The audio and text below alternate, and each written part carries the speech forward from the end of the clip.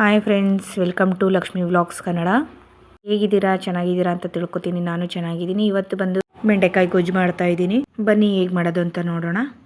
ಬೆಂಡೆಕಾಯಿನೆಲ್ಲ ಚೆನ್ನಾಗಿ ಫ್ರೈ ಮಾಡ್ಕೊಂಡಿದ್ದೆ. ಈಗ ಕುಕ್ಕರ್ನಲ್ಲಿ ಒಂದು ಸ್ವಲ್ಪ ಆಯಲು ಹಾಕ್ಕೊಂಡು ಅದಕ್ಕೆ ಒಂದು ಸ್ವಲ್ಪ ಜೀರಿಗೆ,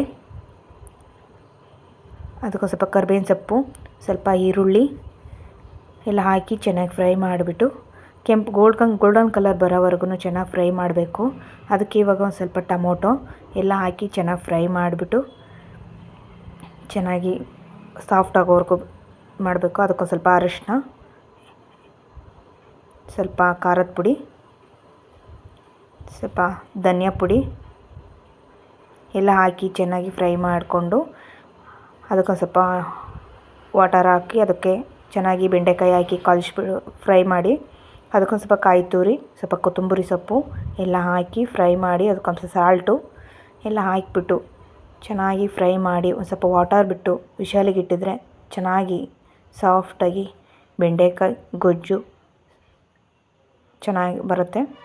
ನೋಡ್ಬೋದು ನಾನು ಯಾವ ಥರ ಮಾಡಿದ್ದೀನಿ ಅಂತ, ಎಷ್ಟು ಚೆನ್ನಾಗಿ ಬಂದಿದೆ ಅಂತಲೂ. ಇಷ್ಟ ಆದರೆ ಒಂದು ಲೈಕ್, ಒಂದು ಕಮೆಂಟ್, ಸಬ್ಸ್ಕ್ರೈಬ್ ಆಗಿ. ಪ್ಲೀಸ್ ಒಂದು ಲೈಕ್ ಕೊಡಿ.